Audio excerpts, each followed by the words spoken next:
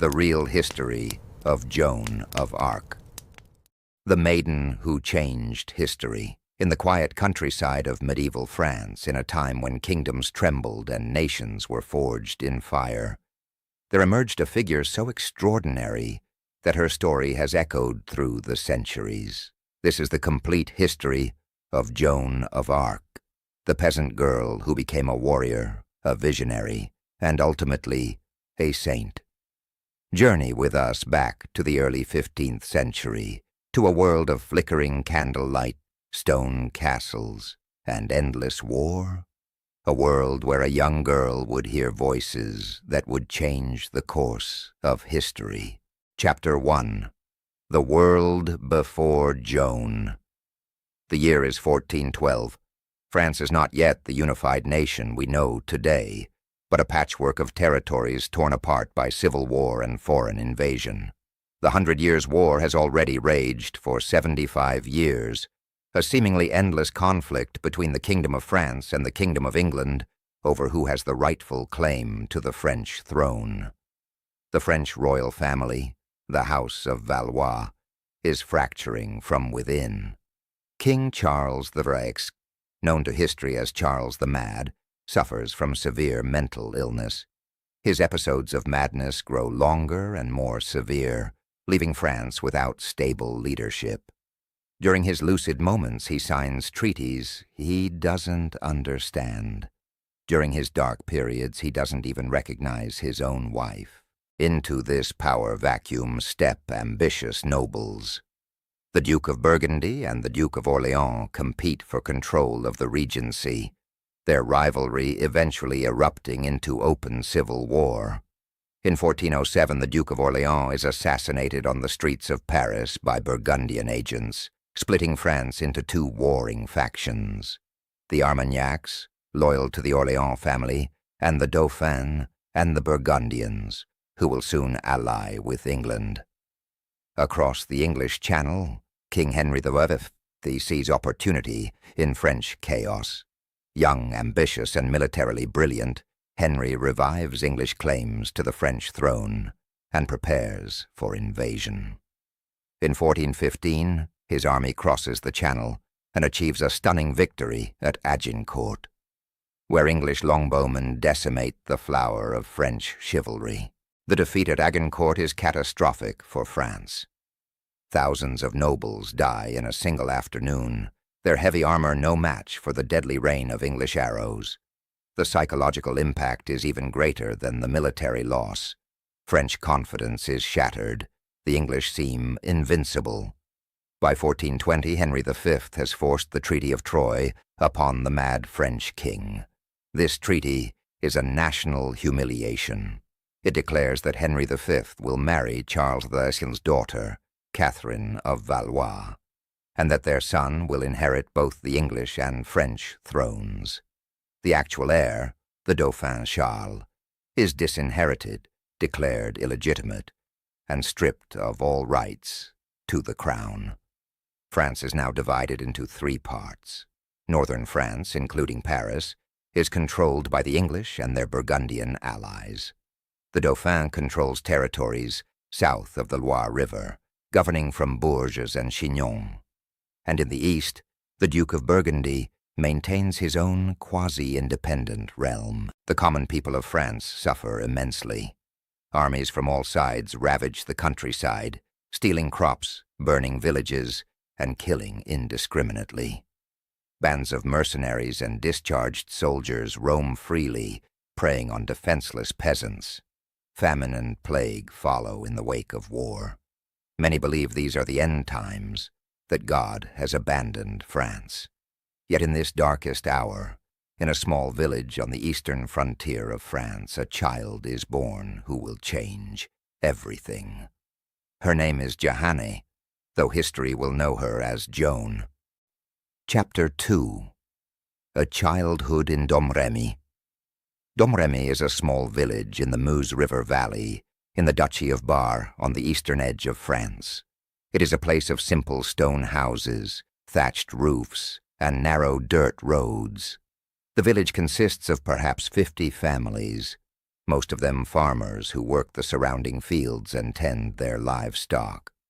Jeanne d'Arc is born here around 1412, though the exact date is uncertain. Medieval peasants rarely recorded birth dates with precision. She is the daughter of Jacques d'Arc and Isabelle Romay, respectable peasants of modest means. They are not wealthy, but neither are they among the poorest. Jacques owns his land and serves as a village official, a doyen responsible for collecting taxes and maintaining order. Johanna grows up in a stone house that still stands today, a two-story structure sturdy enough to withstand the centuries. She shares this home with her parents, her three brothers, Pierre, Jean, and Jacquemin, and her sister, Catherine. It is a close family, bound by love and Catholic faith. From her earliest years, Johanna is described as unusually pious. While other children play, she often slips away to the village church, spending hours in prayer before the altar. She loves the sound of church bells and becomes upset if the village bell ringer forgets his duties. She makes a habit of confession, sometimes so frequently that she embarrasses the local priest. Her mother, Isabel, teaches her the prayers and beliefs of the Catholic Church. Johanna learns the Our Father, the Hail Mary, and the Apostles' Creed. She cannot read or write as education is not available to peasant girls, but she memorizes these prayers perfectly and recites them with deep devotion. Later she will say that her mother taught her everything she knows about the faith. But Johanna's childhood is not all prayer and contemplation. She is also a strong, capable girl who works alongside her family. She tends the animals, spinning wool from the sheep her family keeps. She helps in the fields during harvest. She is, by all accounts, a normal peasant girl in most respects, neither lazy nor particularly unusual in her daily activities. Domrémy sits on the frontier between Armagnac and Burgundian territory, making it vulnerable to the war's violence. The village itself supports the Dauphin Charles, but it is surrounded by Burgundian sympathizers. Periodically, raids sweep through the area. Johanna will later recall hiding in nearby towns when Burgundian soldiers approached, watching as her village was plundered. These experiences of war are formative. Johanna sees the suffering of her people firsthand. She hears stories of French defeats, of English atrocities, of the Dauphin living in exile in his own kingdom. The Church teaches that France is the eldest daughter of the Church, specially beloved by God. Yet France is being destroyed. This paradox troubles her deeply. Near Domrémy stands an ancient beech tree, enormous and beautiful, known locally as the fairy tree or the lady's tree. Village children play around this tree, hanging garlands of flowers on its branches and dancing in its shade. Folk traditions, remnants of pre-Christian beliefs, still cling to this tree. Some villagers believe that fairies appear there, though the local priest insists these are merely old superstitions. Johanna plays at the fairy tree with other children, as children in Domrémy have done for generations. She gathers flowers and hangs them on the branches. Later, her enemies will use these innocent childhood activities to accuse her of witchcraft, claiming she learned sorcery from fairies. But in truth, these are simply the games of a medieval peasant child, mixing Christian faith with harmless local customs. As Johanna approaches her 13th year, she is on the cusp of adulthood by medieval standards. Her family likely expects her to marry soon, to continue the cycle of peasant life that has defined her ancestors for countless generations. They have no idea that their daughter is about to receive a divine calling that will shatter all their expectations and transform the history of France. Chapter 3. The Voices Begin. It is a summer day in 1425.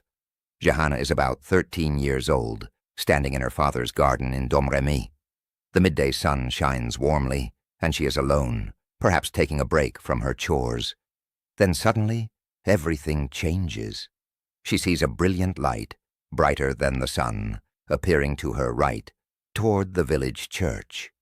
From this light comes a voice, speaking to her in French. The voice is accompanied by a presence, a figure she cannot quite see clearly at first, but who radiates holiness and authority. Johanna is terrified. She has never experienced anything like this. The voice is gentle but firm, and it delivers a simple message. She must be good and go to church regularly. Then the presence reveals its identity. It is the Archangel Michael, captain of the heavenly hosts, patron saint of France. This first encounter is brief, but it marks the beginning of a relationship that will define Johanna's life. The Archangel Michael will appear to her multiple times, sometimes alone, sometimes accompanied by other saints. He will prepare her for the monumental mission that awaits. In subsequent visions, Michael is joined by two female saints, Saint Catherine of Alexandria and Saint Margaret of Antioch. Both are virgin martyrs, women who chose death rather than renounce their faith or submit to forced marriage. They are particularly popular saints in medieval France, models of courage and purity. These three voices, Michael, Catherine, and Margaret, become Johanna's constant companions over the next several years. They speak to her regularly, sometimes daily, usually when she is alone. They give her counsel, comfort her, and gradually reveal God's plan for her. Initially, the messages are simple and personal. The voices urge her to live virtuously, to pray, to attend Mass. Johanna tries to obey, becoming even more devout than before. She tells no one about the voices, keeping this extraordinary secret locked in her heart. What would she say? Who would believe that a peasant girl receives visits from archangels and saints? As months pass, the messages become more specific and more disturbing. The voices begin to speak about France, about the war, about the Dauphin who is denied his rightful throne. They tell Johanna that God is not pleased with the state of his kingdom of France. They tell her that God has a plan to save France, to drive out the English and crown the Dauphin as the rightful king. Then comes the most shocking revelation of all. The voices tell Johanna that she, a peasant girl with no education, no military training, and no political connections, has been chosen by God to save France. She is to go to the Dauphin, provide him with divine guidance, lead his armies to victory, and ensure that he is crowned king at Reims, the traditional site of French coronations. Johanna's reaction to this mission is complex. She is overwhelmed, confused, and frightened. She knows nothing of war or politics. She has never left her small village. She is a girl in a world where women do not fight, do not lead armies, and certainly do not tell princes what to do. The very idea seems impossible, even blasphemous. She argues with her voices. She tells them she is just a poor girl who doesn't know how to ride a horse or use weapons. She reminds them that she cannot even read or write. Surely God has made a mistake. Surely there are others better suited to this task. Learned men, experienced soldiers, powerful nobles. But the voices are insistent. God has chosen her precisely because she is humble and lowly. Her very impossibility is part of the divine plan. When France is saved by a peasant girl, everyone will know that the victory comes from God, not from human power or wisdom. Saint Michael is particularly clear in his instructions. He tells Johanna that she must go to Robert de Baudricourt, the captain of the nearby town of Vaucouleurs, who serves the Dauphin. Baudricourt will provide her with an escort to the Dauphin's court at Chinon. She must ask the Dauphin for troops and then lift the Siege of Orléans, the key city blocking the English advance southward. For 3 years, from 1425 to 1428, Johanna struggles with this calling. The voices continue to visit her, becoming more urgent. They set a deadline. She must go to France's aid before midsummer of 1429, or it will be too late. Yet Johanna hesitates, torn between obedience to her heavenly voices and the apparent impossibility of what they ask. During these years, she maintains her normal peasant life on the outside while wrestling with an extraordinary secret within. She continues to work, to pray, to live as her family expects. But she is no longer an ordinary girl. She carries the weight of a divine mission that she cannot yet fulfill and cannot explain to anyone around her. Her parents notice that she has become even more pious, even more withdrawn. Sometimes they find her deep in prayer when she should be working. Sometimes she seems distracted, as if listening to something only she can hear. But they attribute this to natural religious devotion. They have no idea that their daughter is receiving regular visits from heaven. The situation grows more desperate. In 1428, the English tighten their grip on France. They begin a siege of Orléans in October, surrounding this crucial city on the Loire River. If Orléans falls, the road to the Dauphin's territories will be wide open. The French cause seems doomed. Johanna's voices become more insistent than ever. The time for hesitation is over. She must act now, or France will be lost forever. Finally, in early 1429, Johanna makes her decision. She will obey her voices, no matter how impossible the mission seems. She will go to Vaucouleurs, convince the skeptical Robert de Baudricourt to help her, and somehow reach the Dauphin. She is 16 years old, illiterate, and has never been more than a few miles from her village. She is about to change the world. Chapter 4. The Journey to Chinon. In January 1429, Johanna makes her first attempt to reach Robert de Baudricourt in Vaucouleurs.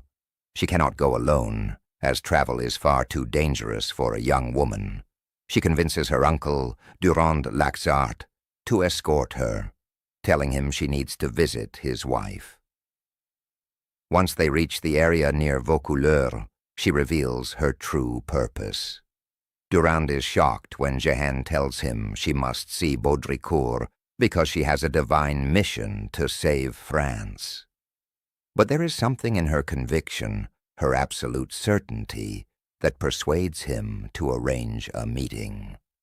This is the first time Johanna must convince a skeptic to help her, a challenge she will face repeatedly. Robert de Baudricourt is a hardened military captain, loyal to the Dauphin but thoroughly practical. When this peasant girl appears before him, claiming that God has sent her to save France, his reaction is predictable. He laughs at her. He tells Durand to take his niece home and give her a good beating to drive the foolishness out of her. Johanna returns to Domrémy, but she is not discouraged. Her voices assure her that she will eventually succeed. She must be patient and persistent. Over the following weeks, the situation in France deteriorates further. News of French defeats reaches Domrémy. The Siege of Orléans tightens. People begin to despair. In February 1429, Johanna makes a second journey to Vaucouleurs. This time, she approaches the task differently.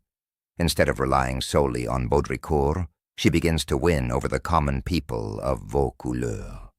She speaks to soldiers, to townspeople, to anyone who will listen. She tells them about her mission with such conviction that some begin to believe. 2 men in particular become her supporters, Jean de Metz and Bertrand de Poulengy. both experienced soldiers in Baudricourt's service.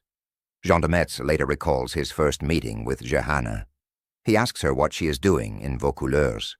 She replies that she must go to the Dauphin to tell him that the kingdom belongs not to him, but to her lord, and that her lord wills that he be made king and given the kingdom. When Jeanne asks who her lord is, she answers simply, "The King of Heaven." Something in her words moves Jean de Metz.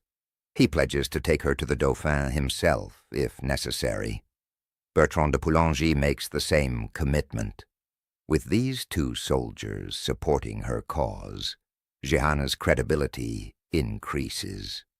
Other townspeople begin to take her seriously. They provide her with men's clothing, more practical and safer for travel than women's dresses, and a horse. Meanwhile, something remarkable is happening. Word of the peasant girl who claims to be sent by God begins to spread through the region. People remember old prophecies, vague predictions that France would be destroyed by a woman, referring to the English claim through Isabella of France, and saved by a virgin from the marshes of Lorraine. Jehanne is from Lorraine. Could she be the fulfillment of prophecy? Even Baudricourt begins to waver. He is a pragmatic man, but he is also superstitious, like most people of his time. He consults the local priest, who performs an exorcism on Jehanne to ensure she is not possessed by demons. She passes this test without difficulty. Finally, when news arrives that the French have suffered a devastating defeat at the Battle of the Herrings near Orléans, Baudricourt makes his decision. He will let her go to Chinon. He won't officially endorse her mission, which would be politically dangerous, but he won't stop her either. He provides her with a letter of introduction to the Dauphin and allows Jean de Metz and Bertrand de Poulengy to escort her, along with 4 other men-at-arms. Before she leaves Domrémy for the last time, Jehanne says goodbye to her friends, but not to her parents. She knows they would never permit her to go. She simply disappears one day, leaving them confused and angry. Her father, Jacques, has had dreams about his daughter going off with soldiers, and he has told his sons to drown her rather than let her bring such shame on the family. Jehanne knows her parents' love, but she also knows her duty to God must come first. The journey from Vaucouleurs to Chinon is approximately 350 miles through dangerous territory. Much of the route passes through lands controlled by Burgundians or English. Bands of soldiers and brigands roam freely. For a small party of travelers, especially one including a young woman, the danger is severe. They travel mostly at night, hiding during the day. Jean de Metz and the other soldiers are initially skeptical that this peasant girl can endure such a difficult journey. But Jehanne surprises them. She is tough, uncomplaining, and utterly focused on her mission. She sleeps in her clothes, maintaining strict modesty even in these rough conditions. She attends Mass whenever possible, even when it means considerable detours. Jean de Metz later testifies that during this 11-day journey, he felt no carnal desire toward Jehanne, despite sharing close quarters with her. There was something about her, he says, that inspired only reverence. The other soldiers report similar feelings. This young woman who dresses as a man and travels with soldiers maintains a purity that everyone around her respects. They cross the Loire River at night and finally, in late February or early March 1429, they arrive at Chinon, where the Dauphin holds his court. Jehanne has made it. The impossible first step of her mission is complete. But now comes an even greater challenge, convincing the Dauphin of France that a peasant girl is sent by God to save his kingdom. Chapter 5. Meeting the Dauphin. Chinon is a fortress town perched above the Vienne River in the Loire Valley. Its castle, where the Dauphin holds court, is an impressive structure of thick walls and tall towers. But the grandeur of the architecture cannot hide the desperation of the regime within.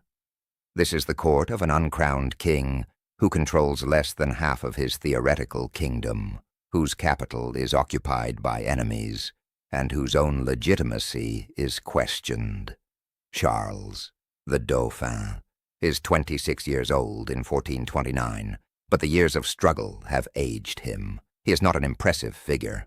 Contemporary descriptions suggest he is physically unprepossessing, short, with thin legs, a large nose, and small, shifty eyes. More troubling than his appearance is his character. Charles is indecisive, easily influenced, and prone to depression. He is surrounded by advisors who compete for influence, and he seems incapable of choosing between them. The greatest shadow hanging over Charles is the question of his legitimacy. The Treaty of Troyes declared him a bastard, not the true son of Charles VII. Rumors spread by Burgundian propaganda suggest his mother, Queen Isabeau, was unfaithful, and that Charles is not of royal blood. Even Charles himself seems to doubt his right to the throne. This uncertainty paralyzes him at crucial moments. When word reaches Chinon that a peasant girl has arrived claiming God sent her to save France and crown the Dauphin, the court's reaction is mixed. Some advisors are intrigued, others are skeptical or hostile. The Dauphin's position is so desperate that he cannot afford to ignore any possible help, even from an unlikely source, but he also cannot afford to be made a fool by a charlatan or a madwoman. For several days, Jeanne waits in Chinon, while the Dauphin's council debates whether to grant her an audience. She stays in the house of a supporter, enduring the curiosity and skepticism of the townspeople. Finally, the decision is made. The Dauphin will see her, but they will test her first. The test is a common one in medieval stories. The Dauphin will disguise himself among his courtiers, and Jeanne must identify him without prior knowledge of his appearance. If she truly has divine guidance, she should be able to pick him out. If she fails, she is clearly a fraud. On the evening of March 8th or 9th, 1429, Jeanne is brought into the great hall of Chinon Castle. The room is filled with nobles and courtiers, perhaps 300 people, all dressed in their finest clothes. Torches light the hall. Deliberately, the Dauphin has dressed simply and positioned himself among his courtiers, while another man wears the royal regalia and sits prominently. Jeanne enters the hall, a 17-year-old peasant girl in men's clothing, facing the assembled aristocracy of France. She has never been in such a place, has never seen such wealth and grandeur. Everyone watches to see what she will do. Without hesitation, Jeanne walks through the crowd directly to Charles. She kneels before him and says, "God give you life, gentle king."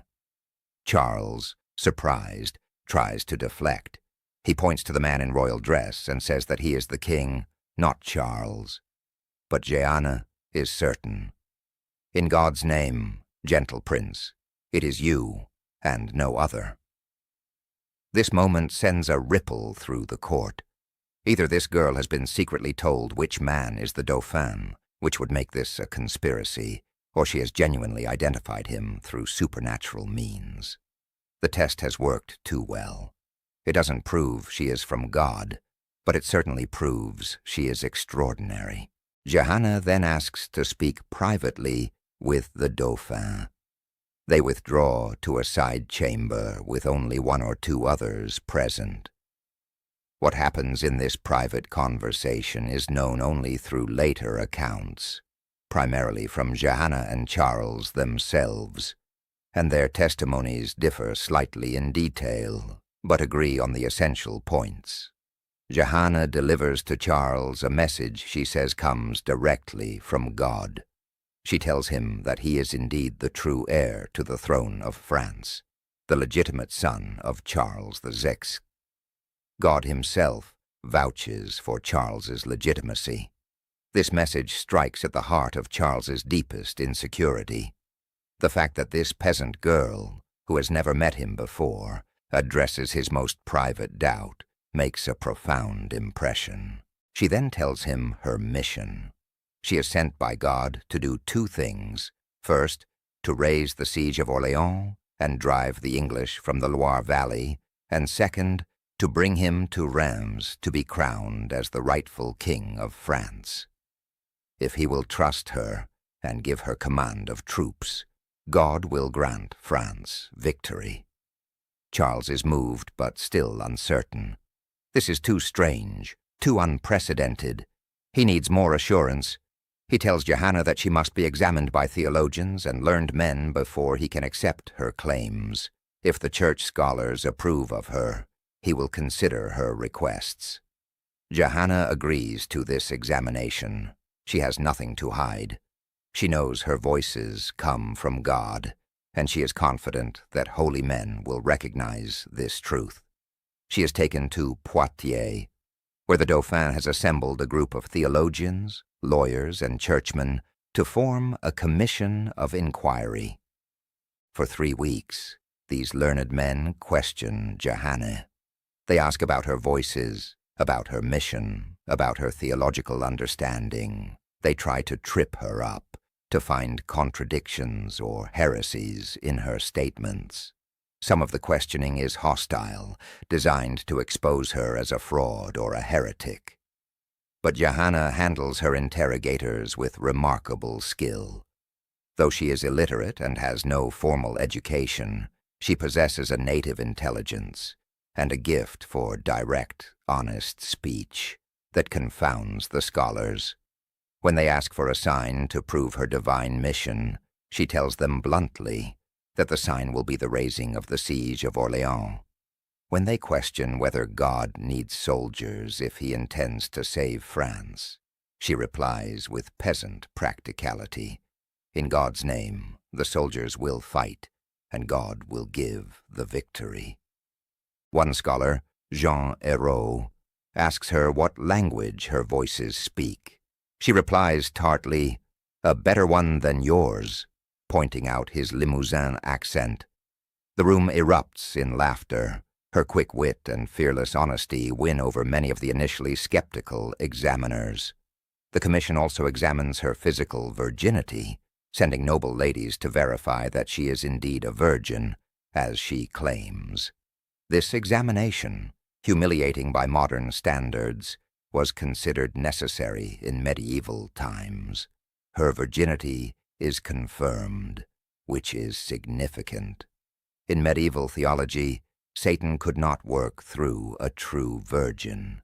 If Johanna's mission came from demons, she could not be a virgin. After 3 weeks, the commission reaches its conclusion. They find no evil in Johanna. Given the desperate state of France and the Dauphin's need, they recommend that she be allowed to attempt her mission.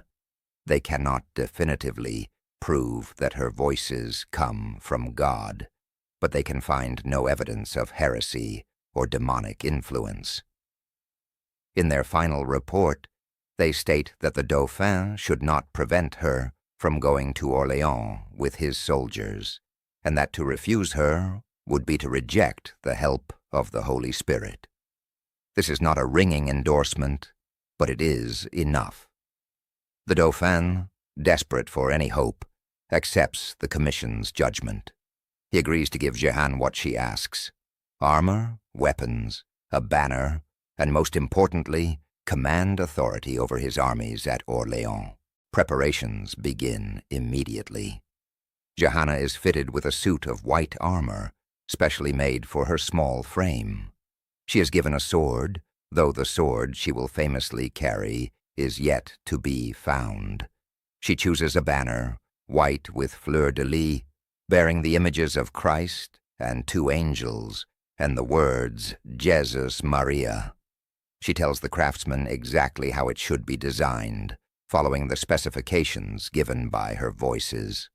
She also sends a letter to the English commanders besieging Orléans, summoning them in God's name to surrender their keys and depart France, or face divine retribution. The letter is bold to the point of audacity. A teenage peasant girl who has never seen battle commands the greatest military power in Europe to surrender. The English, when they receive this letter, react with scorn and anger. They send back insulting messages, calling her a cowgirl and threatening to burn her if they capture her. But Jehanne is undeterred. She has waited years for this moment. Her voices have promised her victory. In April 1429, she sets out from the Dauphin's court, riding at the head of a supply convoy bound for Orléans. She is 17 years old, dressed in white armor, carrying a sacred banner, and claiming to be sent by God to save France. The impossible is about to become reality. Chapter 6. The Siege of Orléans. To understand Jehanne's first military triumph, we must first understand why Orléans matters so much. This city on the Loire River is the key to the entire strategic situation in 1429. The Loire represents the boundary between English-controlled northern France and the Dauphin's territories in the south. As long as the Loire cities hold, the Dauphin has a base. If the Loire falls, he will be pushed into the mountains and eventually destroyed. Orléans is the most important of the Loire cities. It controls a crucial bridge over the river and sits at the northern edge of the Dauphin's territory. The English have besieged it since October 1428, building a ring of fortifications around the city. If Orléans falls, the road south is open and the Dauphin's cause is finished. But the siege is not going well for the English. Orléans is a large, well-fortified city with a determined garrison and civilian population. The English force, commanded by the Earl of Salisbury initially, and then by the Earl of Suffolk and Sir John Talbot after Salisbury's death, is too small to completely surround such a large city. They control the southern approaches and the bridge, but cannot seal off the city entirely. Supplies still reach Orléans from the east. Nevertheless, the English are slowly strangling the city. Morale inside Orléans is low. The garrison has suffered setbacks. Most recently, the humiliating defeat at the Battle of the Herrings in February, where a French attempt to intercept an English supply convoy ended in disaster. The citizens of Orléans pray for deliverance but see little reason for hope. Then, in late April, word spreads through the city. A virgin sent by God is coming to save them. She brings supplies and reinforcements and claims divine authority to lift the siege. The people of Orléans, desperate for any hope, embrace this news with enthusiasm. The soldiers are more skeptical but curious. Jehanne arrives near Orléans on April 29, 1429, accompanied by a relief force led by experienced commanders, including Jean d'Orléans, the bastard of Orléans, the illegitimate son of the Duke of Orléans and the military commander of the city. The bastard and other captains initially tried to manage Jehanne, treating her as a useful morale booster but not a real military leader. Their plan is to bring the supply convoy into the city from the east, avoiding English strong points. They have not consulted Jehanne about this plan, assuming she will simply follow their lead. When Jehanne discovers they intend to enter the city without immediately attacking the English, she is furious. She confronts the bastard of Orléans angrily. "Is this your counsel and that of the army?" she demands. She tells him that God's counsel is wiser than theirs, that her voices have instructed her to engage the English directly. The bastard, surprised by her vehemence, tries to explain the military situation, but Johanna is immovable. Nevertheless, practical considerations win the day. The supply convoy enters Orléans on April 29th, and Johanna enters with it.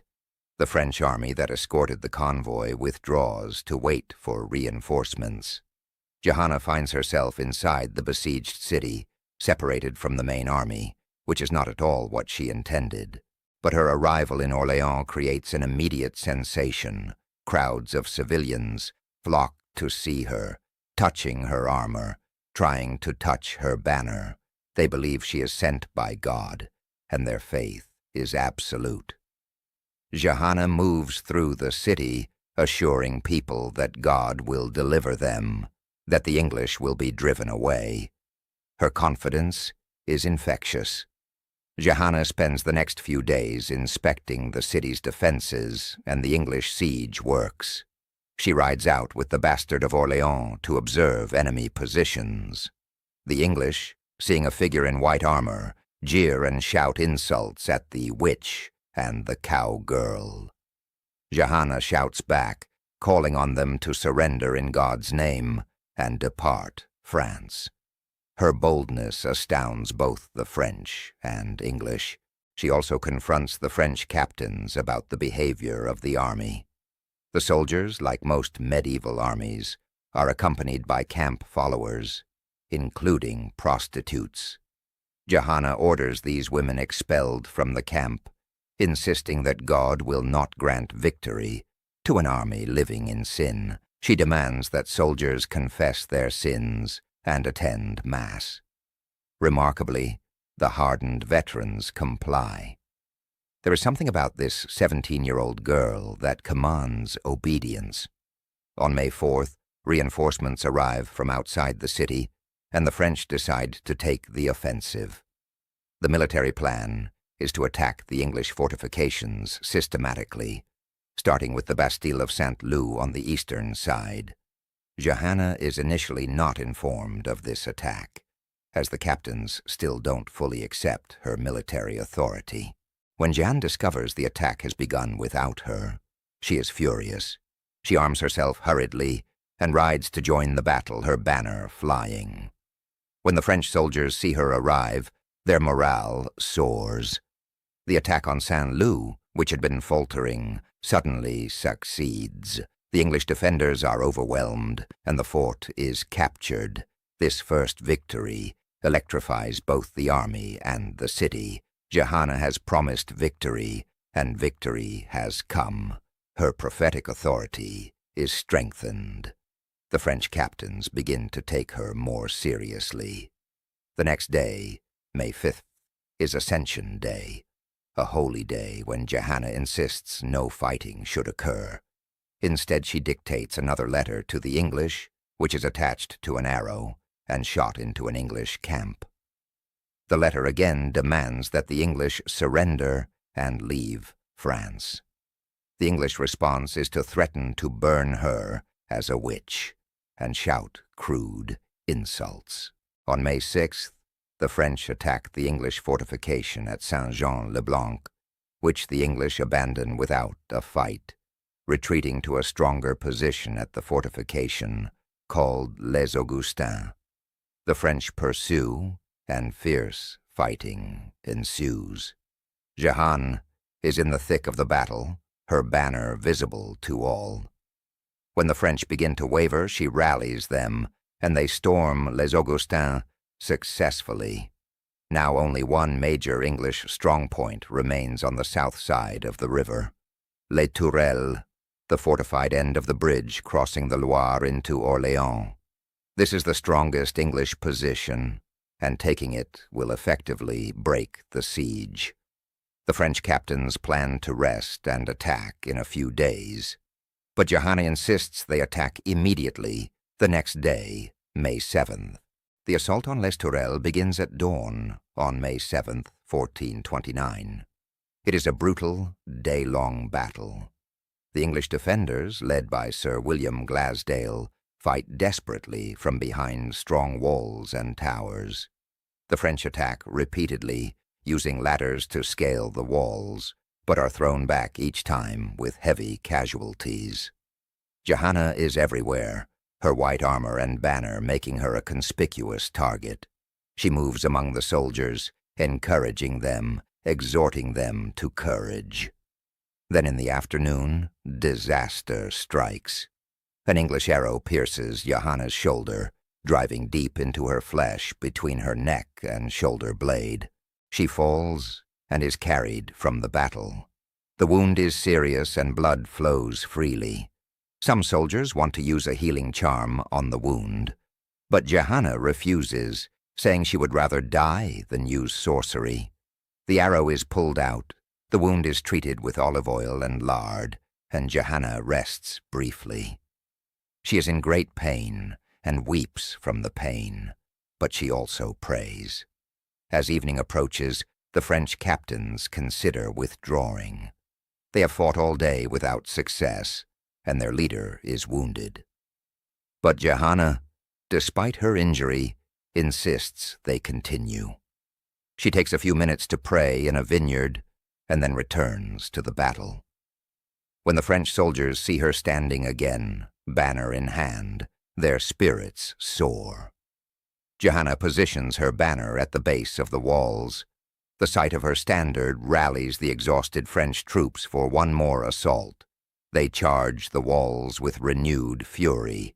This time, the attack succeeds. The French pour over the walls into Les Tourelles. Sir William Glasdale, trying to retreat across a wooden drawbridge connecting Les Tourelles to another English position, falls into the Loire when the bridge collapses under the weight of armored men. Weighted down by his armor, he drowns. His death breaks the English defense. Les Tourelles falls to the French. The bridge into Orléans is now open. The siege is effectively broken. The next day, May 8th, the remaining English forces abandon their siege works and withdraw. They array for battle outside the city, expecting the French to attack. But it is Sunday, and Johanna insists it is God's day. She orders that the English be allowed to leave unmolested if they do not attack. The English, stunned by their sudden reversal of fortune, march away. The Siege of Orléans is over.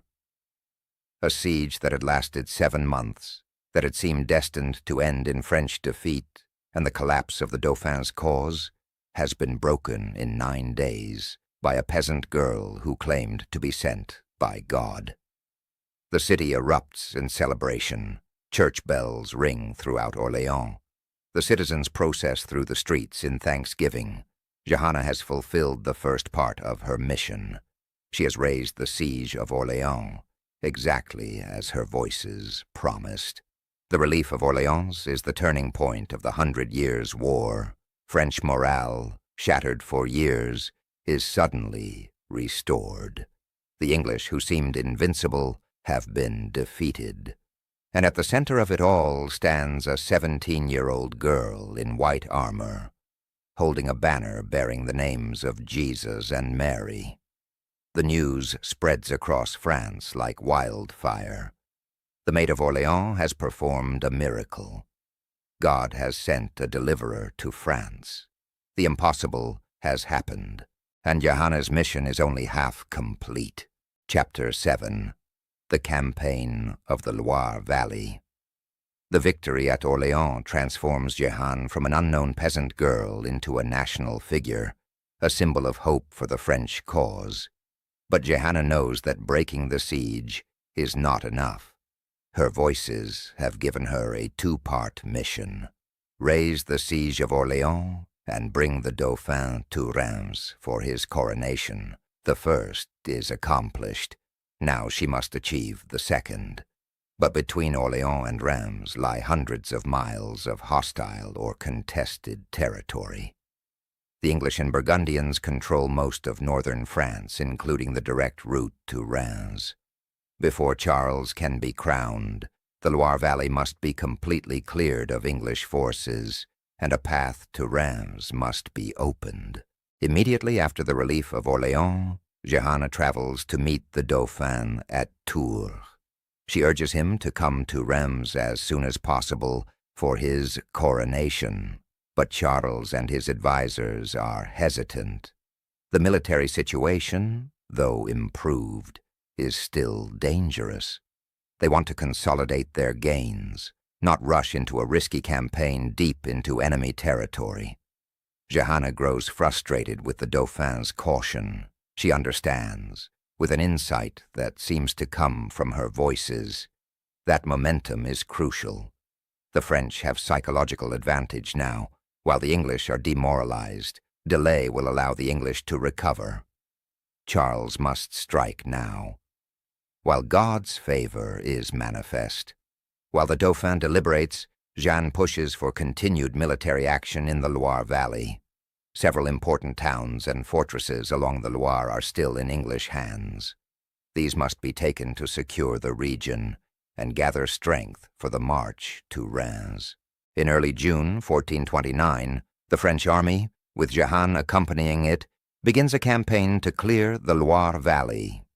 The first target is Jargeau, a fortified town held by the English Earl of Suffolk with perhaps 700 English soldiers. The town sits on the Loire about 10 miles east of Orléans. The French arrive at Jargeau on June 11th. The English are well entrenched, and the town's walls are strong. Some of the French captains want to wait for more artillery, but Jehanne insists on an immediate assault. "Forward! Forward!" she cries. "Have no fear. We shall win Jargeau." The next day, June 12th, the assault begins. Once again, Jehanne is in the front ranks, holding her banner, encouraging the soldiers. As the French set up siege ladders against the walls, Jehanne climbs onto a ladder herself. A stone thrown from the walls strikes her on the head, knocking her down. Her banner falls. For a moment it seems she might be seriously injured, but Jehanne rises, shouting to the soldiers, "Up, up! Our Lord has condemned the English. They will be ours within the hour." Her resilience and conviction inspire the troops, who redouble their efforts. The walls are scaled, and fierce fighting rages through the streets of Jargeau. The Earl of Suffolk attempts to surrender to a French squire, but in the chaos of battle, communication breaks down. Suffolk is captured and the English garrison is overwhelmed. Jargeau falls to the French. It is another stunning victory, achieved largely through the moral authority of the Maid, who seems untouched by fear or doubt. The campaign continues. On June 15th, the French arrive at Mont-sur-Loire, where the English hold the bridge over the Loire. The French attack and capture the bridge, though the English retain control of the town's castle. Rather than waste time on a long siege, the French move on, leaving a force to blockade the castle. 2 days later, on June 17th, the French attack Beaugency, another town on the Loire held by the English. The garrison, about 1,200 strong, retreats into the town's keep.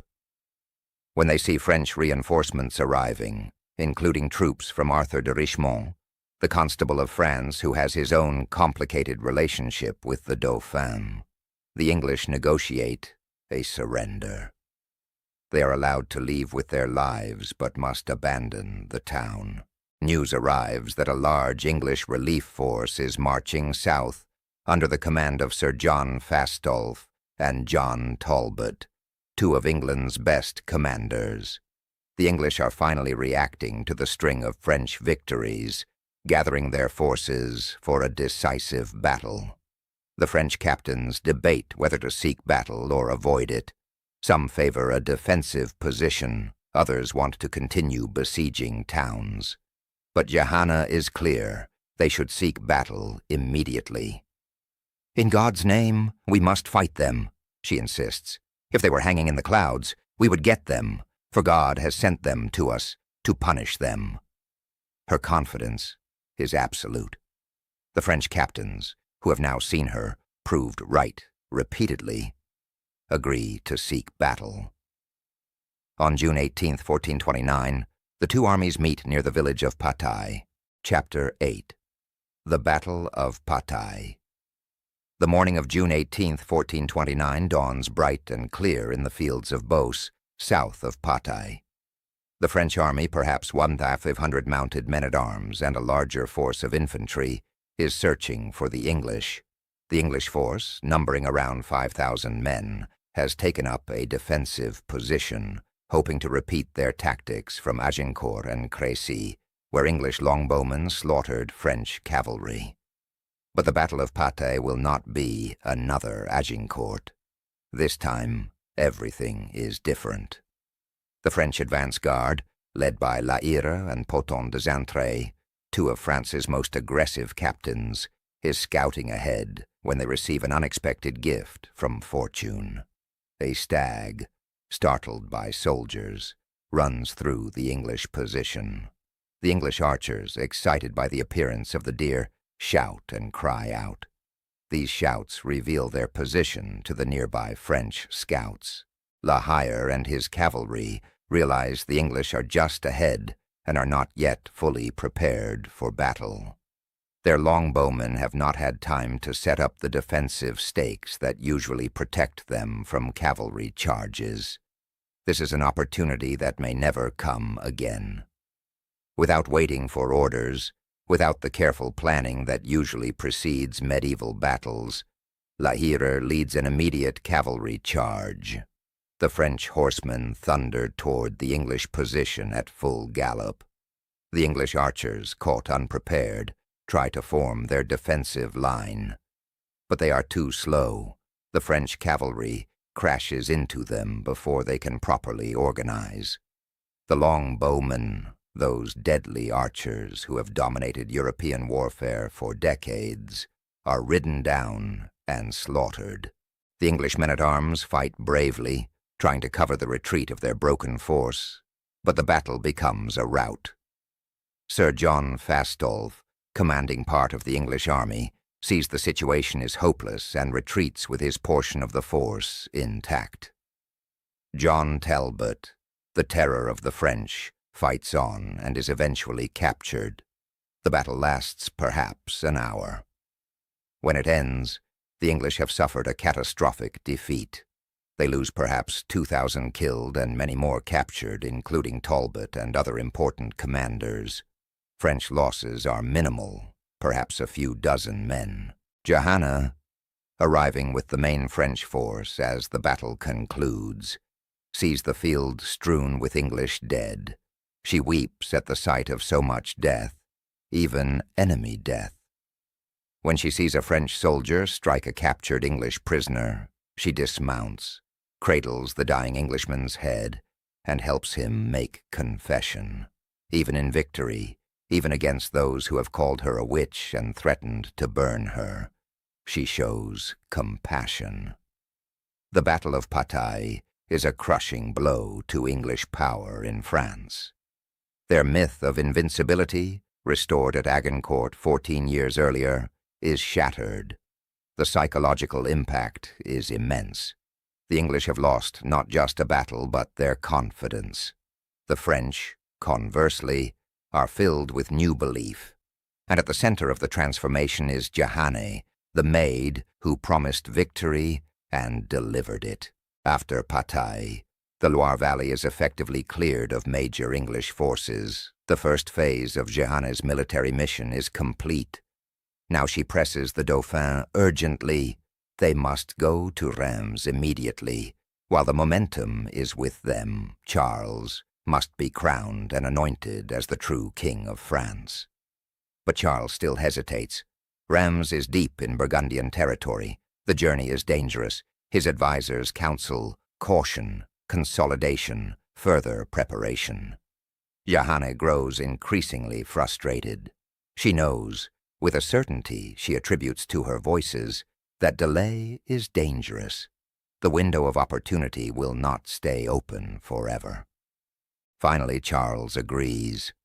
On June 29, 1429, the royal army departs from Gien, beginning the march to Reims.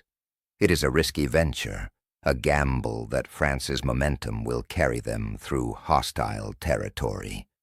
They travel with a force of about 12,000 men, a substantial army, but one that could still be threatened by a determined English or Burgundian response.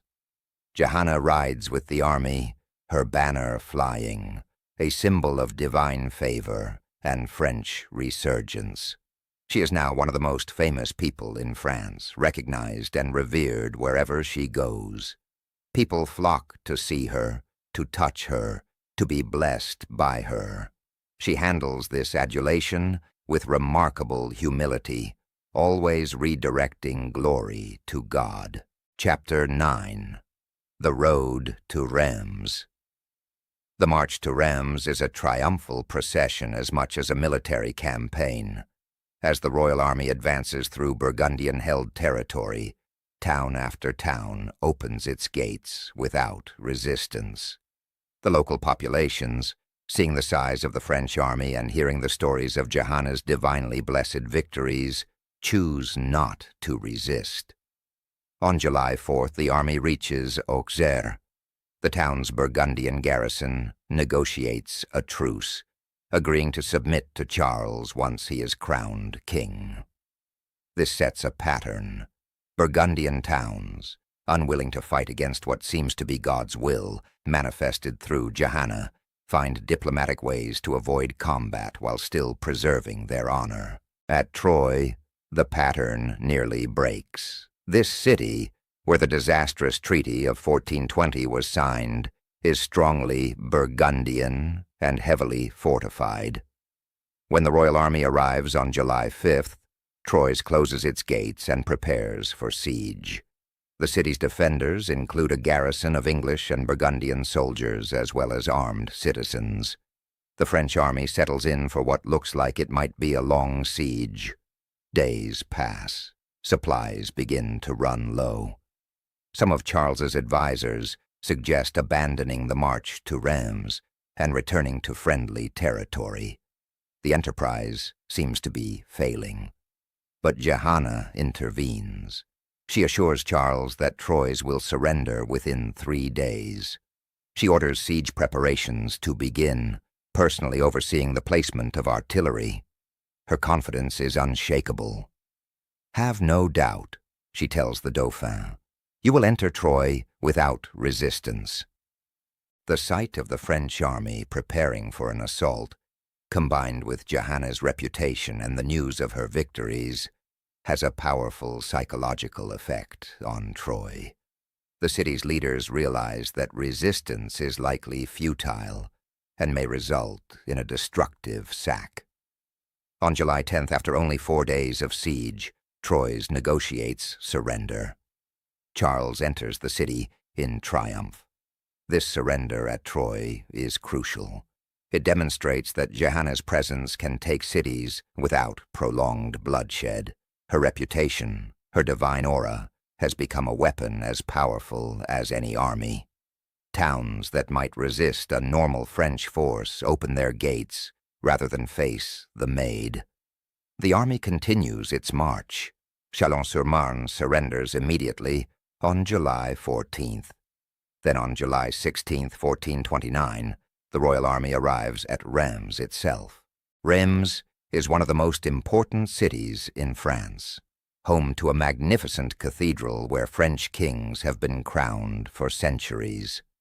According to tradition, the first Christian king of the Franks, Clovis, was baptized here in the year 496. Ever since, Reims has been the site of royal coronations, the place where French monarchs receive the sacred anointing that transforms them from mere nobles into divinely ordained kings.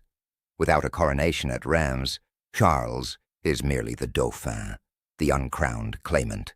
With it, he becomes Charles VII, the anointed king of France, his legitimacy sealed by holy ceremony.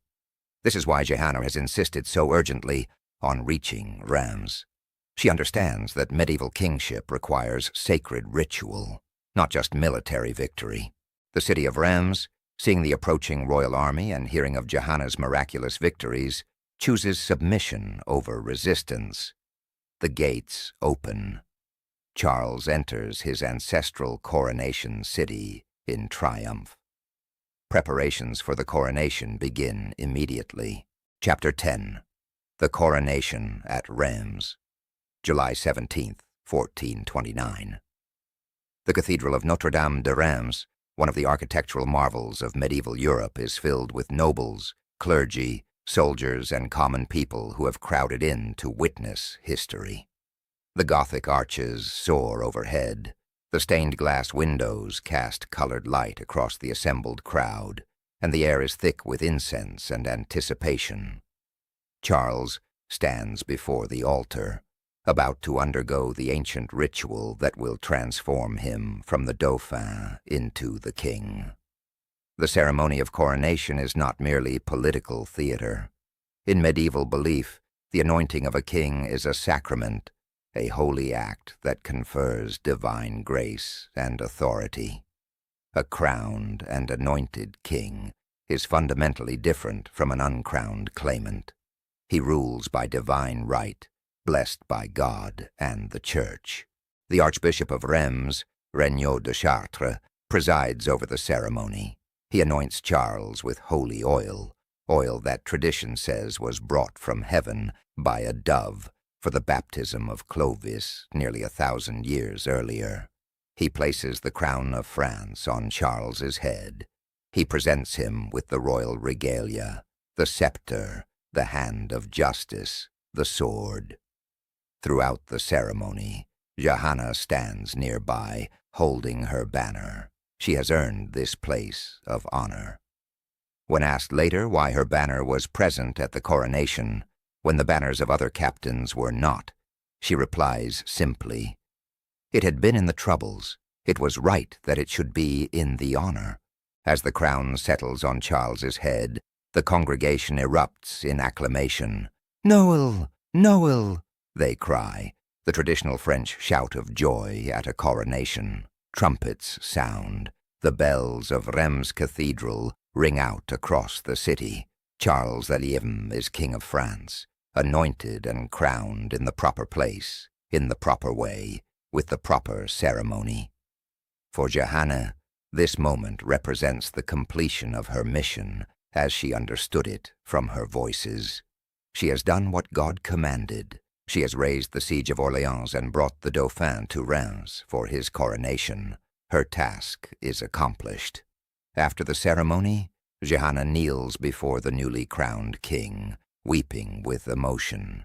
She embraces his knees and says, "Gentle king, now is accomplished the will of God, who wished that I raise the Siege of Orléans and bring you to this city of Reims to receive your holy consecration, showing that you are the true king, the one to whom the kingdom of France should belong." It is a moment of triumph, perhaps the highest point of Johanna's brief career. Everything she predicted has come true. Every promise her voices made has been fulfilled. She stands in the cathedral at Reims, having achieved the impossible, a peasant girl who has changed the course of history. But Johanna's moment of triumph is also the beginning of her tragedy. She has fulfilled the mission her voices gave her. What happens now? Should she return to Domrémy, her task complete? Should she continue fighting until every English soldier is driven from France? Her voices have been less clear about what comes after Reims. Johanna herself seems uncertain. At the coronation, she tells the king that she wishes she could return to her village, to her parents, to tend sheep as she did before. But she also knows the war is not over. The English still hold Paris, Normandy, and much of northern France. Can she abandon the fight when France still needs her? The nobles and advisers surrounding Charles have their own concerns about Johanna. She has been useful, extraordinarily so, but she is also difficult to control. She insists on military action when they counsel caution. She claims direct communication with God, which makes her immune to normal chains of command. She has enormous popularity with common soldiers and common people, which could be destabilizing. Moreover, now that Charles is crowned, the political situation is more complex. There are opportunities for diplomacy, for negotiating with the Duke of Burgundy, for splitting the English-Burgundian alliance. Johanna, with her uncompromising insistence on military action, does not fit well into these subtle political maneuvers. In the days following the coronation, the royal court begins a slow drift away from Johanna's influence. Charles and his advisors start making decisions without consulting her. They pursue diplomatic initiatives that she views as wastes of time. They become more cautious about committing to the aggressive military campaigns she advocates. Johanna feels this shift, and it troubles her. She has led France to miracle after miracle, and now, when final victory seems within reach, the momentum is being allowed to dissipate. Her voices, she later says, begin to warn her that her time is growing short. She will not last a year, they tell her. She must accomplish what she can while she still has the chance. The question of what to do next is resolved by military and political realities. Paris, the capital of France, remains in English and Burgundian hands. As long as Paris is occupied, Charles's kingship is incomplete. The newly crowned king and his army marched toward Paris in August 1429. But the march to Paris lacks the clear divine blessing that marked the campaign to Reims. The army moves slowly. Charles negotiates a 15-day truce with the Duke of Burgundy, a truce that Johanna opposes but cannot prevent. She knows, or believes she knows, that the Burgundians are negotiating in bad faith, using the truce to strengthen Paris's defenses. When the army finally reaches Paris in early September, the situation is unfavorable. The city is heavily fortified and strongly held. The population, largely Burgundian in sympathy, has no desire to submit to Charles. This is not Reims or Troyes, where reputation and momentum could open gates. Paris is prepared to fight. Chapter 11. The Assault on Paris and the Waning of Fortune. On September 8, 1429, the feast of the Nativity of Mary, Johanna leads an assault on Paris. She has argued for this attack, believing that swift, decisive action can take the city before it is fully prepared. But there is a problem. Her heart is not fully in it. Her voices have not promised her victory at Paris as they did at Orléans. She is fighting now more from human determination than from divine certainty. The target is the Porte Saint-Honoré on the northern side of Paris. The French attack in the afternoon, attempting to cross the defensive moat and scale the walls. Johanna is in the forefront, as always, her banner visible, her voice crying out encouragement. She personally tests the depth of the moat with her lance. But the Parisians are ready. From the walls, they pour down a devastating fire of crossbow bolts, arrows, and stones. The moat is deeper and wider than the French expected. Crossing it under fire is nearly impossible. The scaling ladders are too short to reach the top of the walls. Johanna urges the troops forward, refusing to withdraw even as the assault clearly falters. Then, late in the afternoon, a crossbow bolt strikes her in the thigh. She falls, seriously wounded. Her companions carry her from the battle, but she fights to return, insisting they can still win if they keep trying. As darkness falls, the assault is abandoned. It has been a bloody failure. Johanna, wounded and frustrated, is carried to safety. The next day, despite her objections, Charles orders the army to withdraw from Paris. The king has decided that the cost of taking Paris by assault is too high, and he prefers to pursue diplomatic solutions. For Johanna, the failure at Paris is a bitter blow. It is her first clear defeat, and it comes at a moment when she desperately needed victory to maintain her influence. The wound in her thigh is serious and takes weeks to heal. More seriously wounded is her relationship with the king and his advisors. After Paris, Charles essentially sidelines Johanna. In the fall of 1429, he disbands most of the army and pursues truces and negotiations. He ennobles Johanna and her family, granting them the surname du Lys and giving them a coat of arms.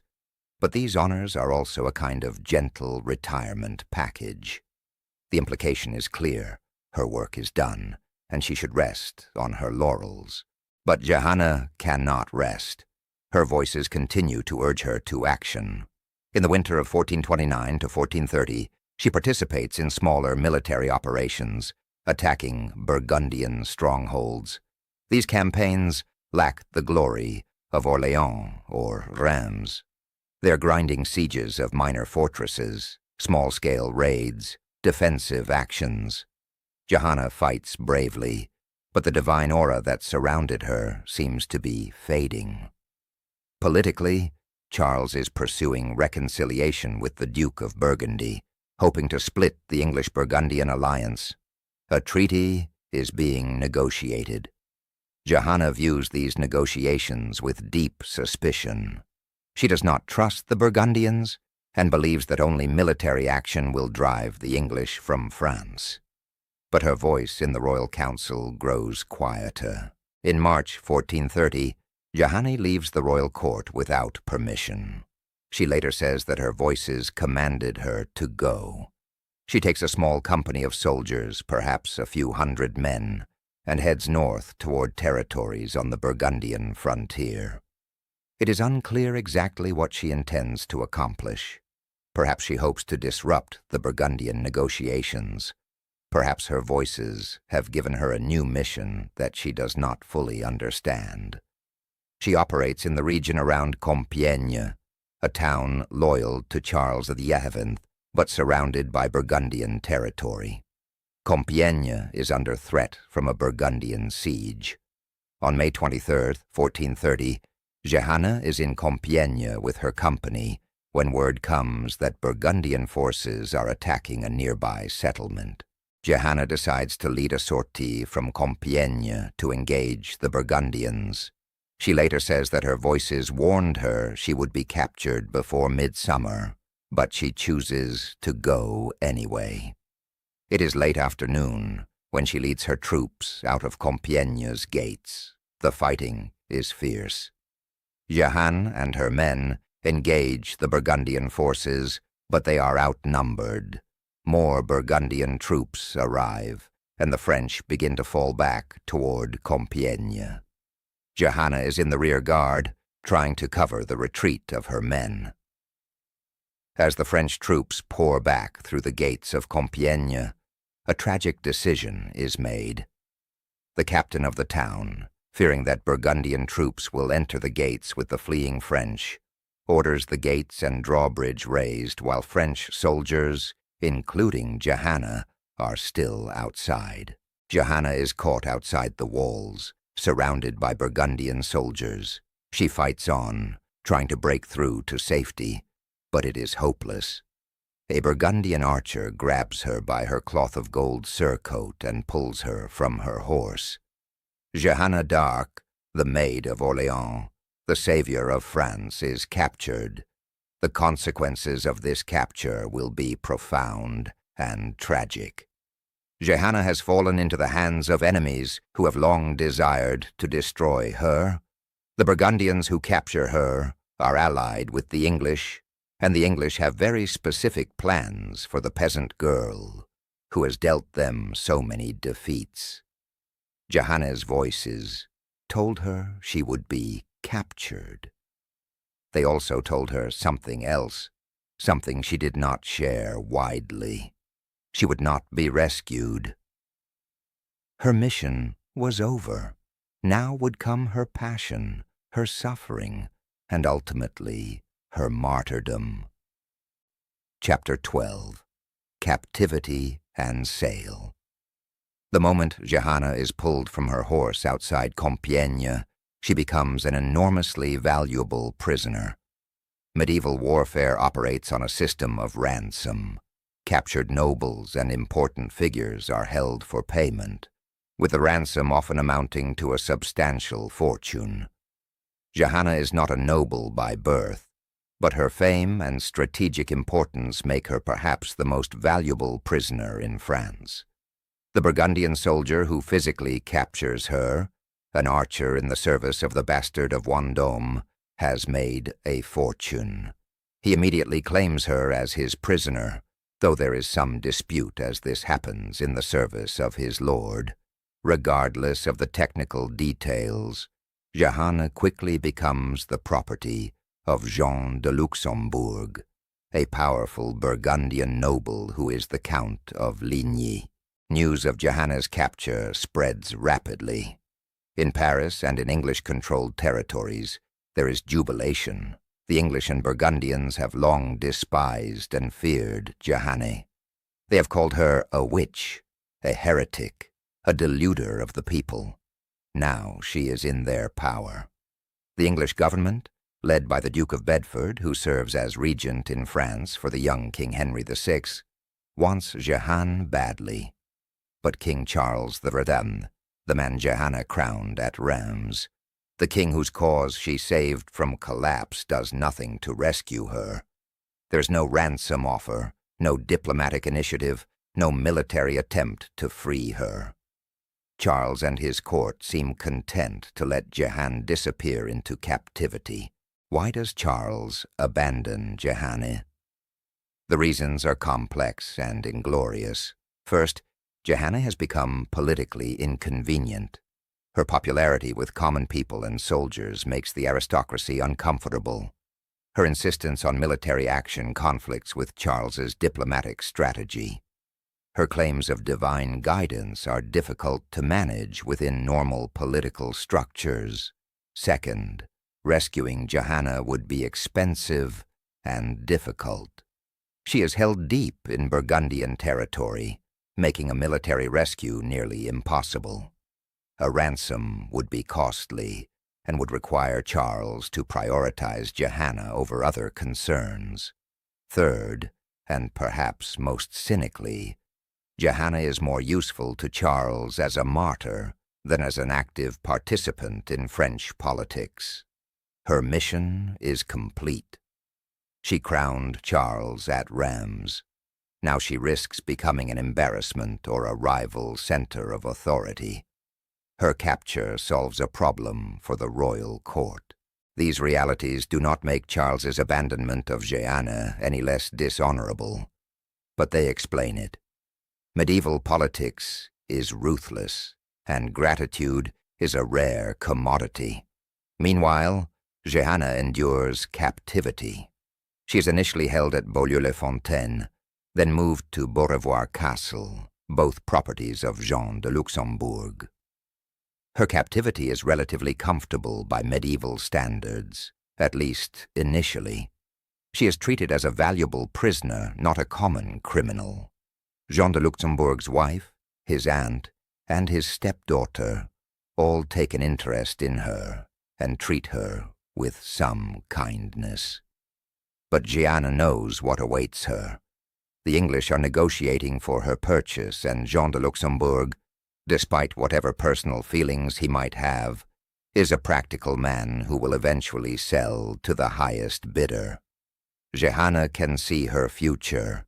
She will be handed to the English, and the English will put her on trial for heresy and witchcraft.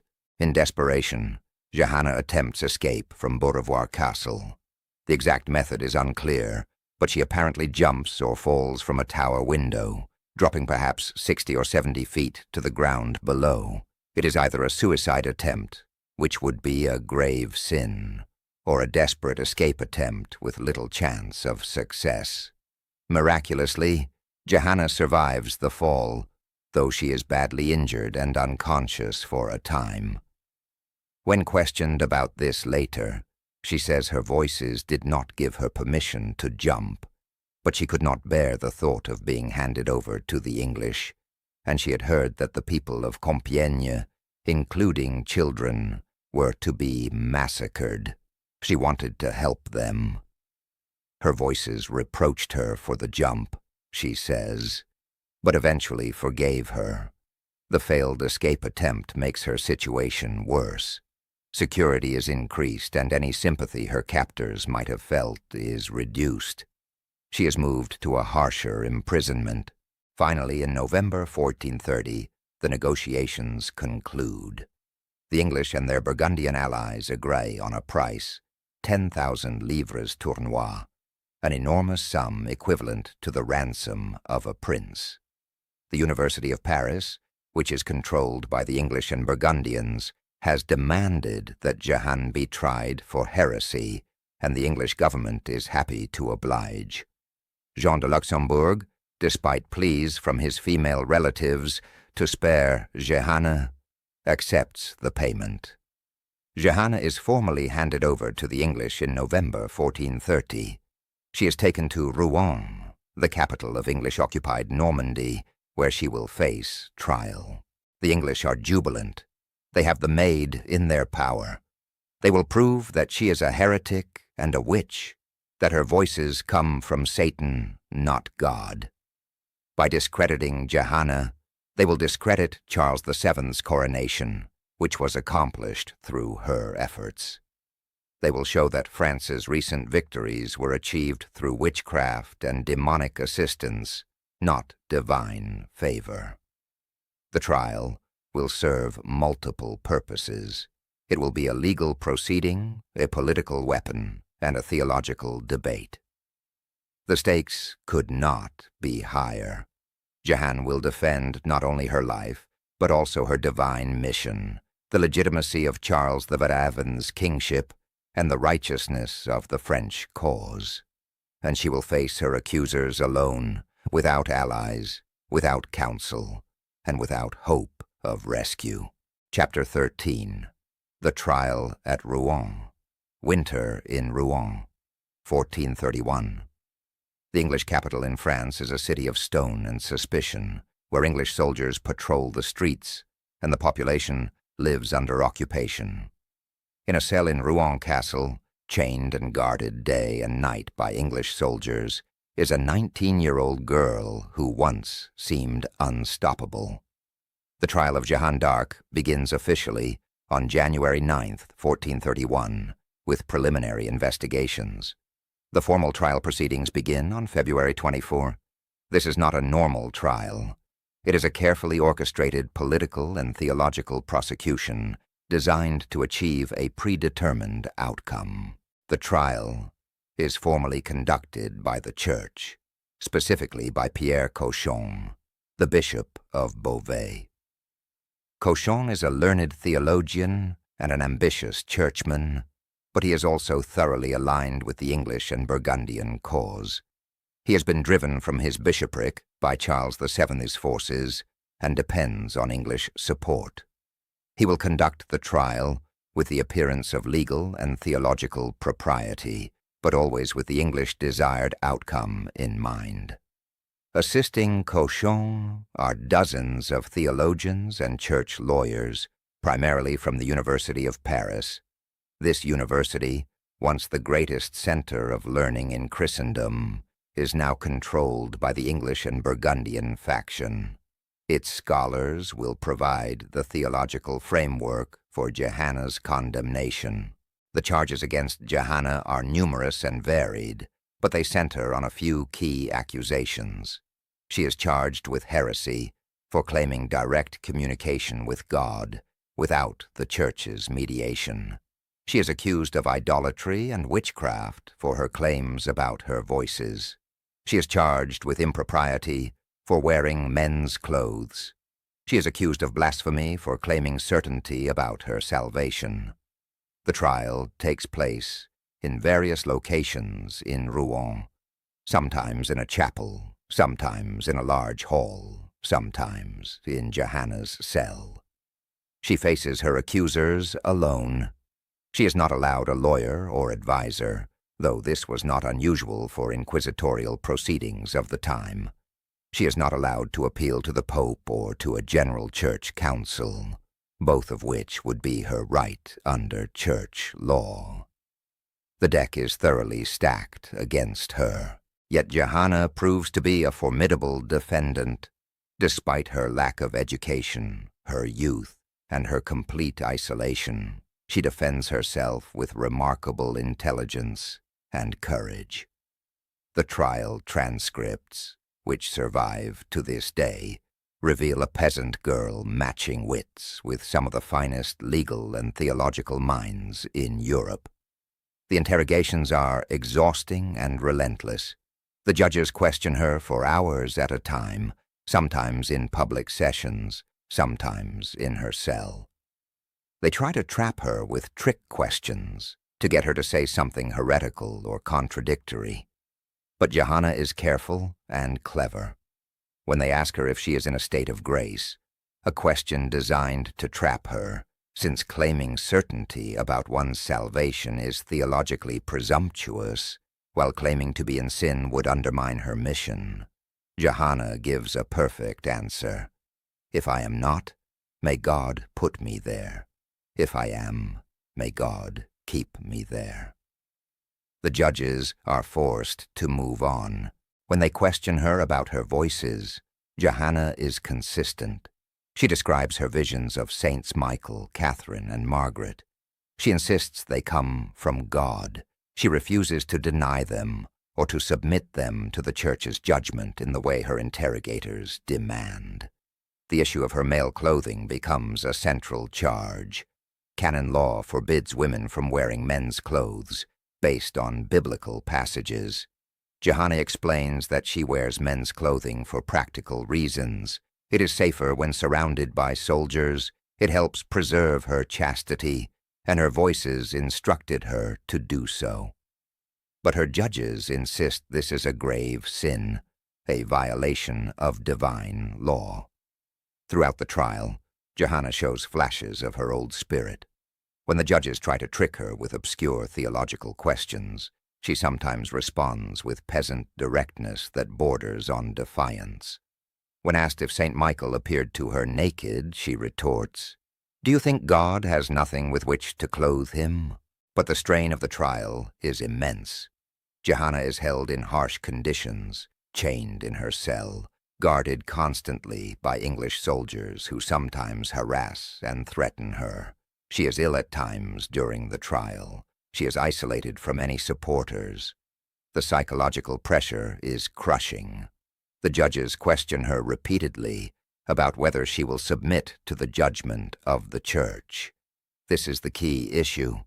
If Johanna will admit that she might have been wrong about her voices, that she will accept the Church's determination of whether her visions were from God or from Satan, the judges can declare her in error, make her recant, and then impose a sentence of perpetual imprisonment. But if Johanna refuses to submit, if she maintains that she knows with certainty that her voices come from God, she is placing her personal judgment above that of the Church. In medieval theology, this is the essence of heresy, the prideful insistence that one's personal understanding of God's will is superior to the Church's collective wisdom. Johanna struggles with this dilemma. She knows her voices come from God. She has seen their promises fulfilled. She crowned the king at Reims just as they said she would. How can she deny what she knows to be true? Yet she is also a faithful daughter of the Church who has no wish to be a heretic. She tries to find middle ground. She says she will submit to the Church militant, the earthly institutional Church, in all things except the reality of her voices. This, she insists, she cannot and will not deny because she knows it to be true. But for the judges, this qualified submission is not enough. Either she submits completely, or she is a heretic. As the trial drags on through February and March, the judges compile a list of articles, essentially a summation of charges against her. These articles present Johanna as a schismatic, a heretic, a witch, and a blasphemer. They claim her visions are demonic delusions. They argue that her male clothing is proof of her rejection of God's order. In April, Johanna becomes seriously ill, possibly from food poisoning. The English are alarmed. They don't want her to die naturally before she can be executed publicly. They want her execution to serve as propaganda, to discredit her, and by extension, Charles VII.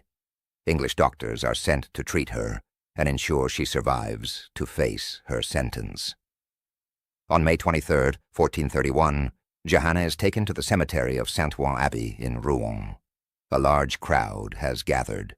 On a platform, there's a stake and wood for burning, a stark reminder of what awaits her if she does not recant. Cochon and other officials are present to deliver sermons and to pressure Johanna to abjure her errors. Johanna is subjected to a final, intense sermon, condemning her actions and demanding her submission. The crowd, the threat of immediate burning, the isolation, the exhaustion from months of interrogation, all create overwhelming pressure. She is 19 years old, alone, and facing imminent death by fire. Under this enormous pressure, Johanna breaks. She agrees to sign an abjuration, a document in which she recants her claims about her voices and admits her errors. The exact nature of what she signs is disputed. The judges later claim she signed a lengthy document admitting numerous heresies. Johanna later says she signed only a brief statement of perhaps 8 lines, and that she did not fully understand what she was signing. Regardless of the details, she recants. She agrees to submit to the Church's judgment. She promises to give up wearing men's clothing. In exchange, her sentence is commuted from death to life imprisonment. The crowd disperses. The English are disappointed that Johanna will not be burned immediately, but the judges assure them that she will soon relapse into heresy, and then she can be burned as a relapsed heretic for whom there is no mercy. Johanna is returned to her cell in Rouen Castle. She has saved her life, but at the cost of denying the voices that defined her existence. She has submitted to the Church, but she has abandoned the mission that gave her life meaning. The days following her recantation are perhaps the darkest of her life. Chapter 14. Relapse and Condemnation. The prison cell in Rouen Castle, where Johanna is held after her recantation, is a place of deep misery. She is still chained, still guarded by English soldiers who resent that she was not burned. The conditions are harsh, and her isolation is complete. She has given up her male clothing as promised, wearing a woman's dress for the first time in years. But something goes wrong, or perhaps something goes exactly as the English and judges planned. The details are disputed and the truth is difficult to determine, but the outcome is clear. Within days of her recantation, Johanna resumes wearing men's clothing. According to Johanna's later testimony, the English guards took away her women's clothes during the night, leaving her with only her male clothing. When she protested and asked for women's clothing, she was refused. She was thus forced to wear men's clothing or remain naked, and modesty required her to dress. This account suggests a deliberate trap set by her captors. According to the English and the judges, Johanna voluntarily returned to men's clothing, proving that her recantation was insincere and that she remains obstinate in her heresy. This account makes her relapse appear to be her own choice. What is certainly true is that Johanna's voices return to her in her cell. She later testifies that Saints Catherine and Margaret appeared to her and reproached her for denying them. They told her that she had damned herself by signing the abjuration to save her life. They told her that if she recanted her abjuration and returned to the truth, she would be saved and delivered into paradise. For Johanna, this spiritual crisis is more terrible than any physical suffering. She has betrayed her voices to save her life. She has denied the truth she knows in her heart. The voices now offer her a choice: persist in the lie and save her earthly life, but damn her soul, or return to the truth, accept death, but save her soul for eternity. When she is questioned by her judges, who visit her cell on May 28th, she tells them clearly her voices were from God, not from the devil. She should not have denied them.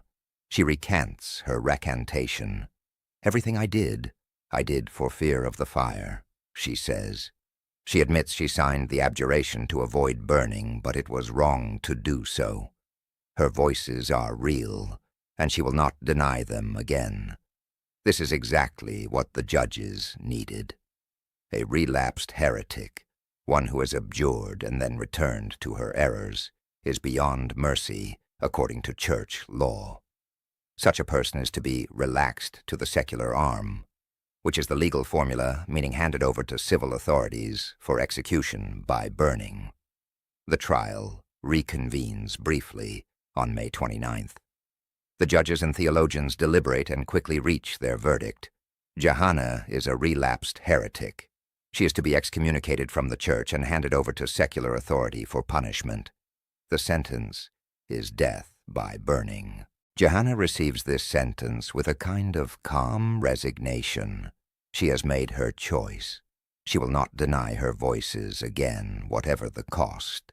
She asks to receive communion, despite being excommunicated, and after some debate, she is allowed this final sacrament. She spends her last night in prayer, and in speaking with a sympathetic priest, Martin Ladvenu, who stays with her to provide spiritual comfort. On the morning of May 30th, 1431, Johanna is taken from her cell. She is dressed in a woman's gown and a tall paper cap, the mitre of condemnation worn by condemned heretics. On the mitre are written the words, "Heretic, relapsed, apostate, idolater." She is taken to the old market square in Rouen, where a large crowd has gathered. 3 platforms have been erected, one for the judges and dignitaries, one for Johanna to stand on during her final sermon and condemnation, and one supporting a tall stake surrounded by wood where she will burn. A long sermon is preached, condemning her sins and calling her to final repentance. Johanna weeps and prays, asking forgiveness from all present for any harm she has caused. She asks those present to pray for her. Many in the crowd, even some of the English soldiers, are moved to tears by her piety and courage. Finally, the sentence is read. Johanna is formally excommunicated and handed over to the secular authorities. The Bishop of Beauvais, Pierre Cochon, having delivered her to secular justice, leaves the scene quickly. He does not want to witness what comes next. English soldiers seize Johanna and drag her to the stake. She is bound to the post with chains and ropes. Wood and kindling are piled high around her. She asks for a cross, and an English soldier makes a rough cross from 2 pieces of wood and hands it to her. She kisses it and holds it to her chest. A priest fetches a processional cross from a nearby church and holds it high where she can see it. As the fire is lit, Johanna begins to pray aloud. She calls out the names of her saints, Jesus, Michael, Catherine, Margaret. She prays for France and for the king. Her voice rises above the crackling of the flames, clear and strong. As the smoke and fire rise, witnesses report that she continues to call out the name of Jesus. Her last word, shouted as the flames engulf her, is Jesus. Then she is gone, consumed by the fire. The English soldiers add more wood to ensure her body is completely consumed. They want no relics to remain that might become objects of veneration. When the fire finally dies down, they spread her ashes and throw them into the Seine River. Jeanne d'Arc, the Maid of Orléans, the savior of France, is dead at 19 years old. The English believe they have won a great victory, that they have discredited the French cause and proven that Charles VII's coronation was accomplished through witchcraft. They are profoundly wrong. Chapter 15. Legacy and Vindication. The immediate aftermath of Johanna's execution seems to confirm the English expectation that her death will benefit their cause. She is gone, burned as a heretic, her mission apparently discredited. Charles VII makes no public statement about her death. The French court seems content to let her memory fade. But something unexpected begins to happen. Instead of forgetting Jeanne, the French people remember her with increasing reverence. Stories of her courage spread. Tales are told of miracles at her execution, that her heart survived the flames, that a dove was seen flying from the fire toward France, that an English soldier who had sworn to add wood to her fire fell into remorse and went to confess his sin immediately after. More importantly, the military and political trends that Jeanne set in motion continue. The French army, inspired by her victories and by the legitimacy conferred on Charles XI by his coronation at Reims, continues to win battles. The English position in France begins to slowly erode. In 1435, 4 years after Johanna's death, a crucial event occurs. The Duke of Burgundy, Philip the Good, abandons his English alliance and makes peace with Charles VII in the Treaty of Arras. This diplomatic revolution, which Johanna had always insisted would come through French military strength rather than appeasement, splits the English-Burgundian alliance that had nearly destroyed France. With the Burgundians neutral or allied with France, the English position becomes untenable. Paris is retaken by Charles VII in 1436. Over the following years, French armies systematically reconquer English-held territories.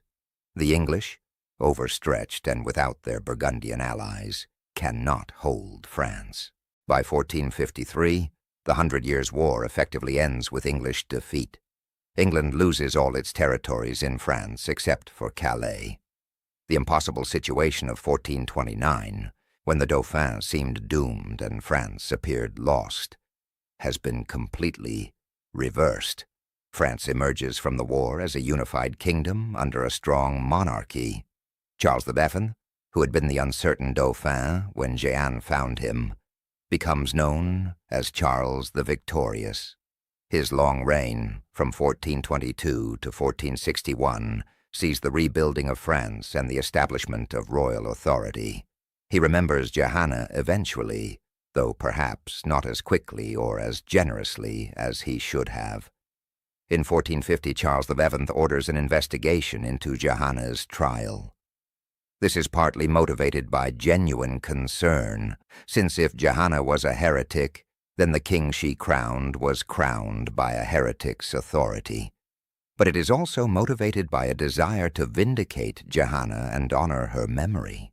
The investigation gathers testimony from dozens of witnesses, people who knew Johanna in Domrémy, soldiers who fought with her, residents of Orléans, and even some who participated in her trial.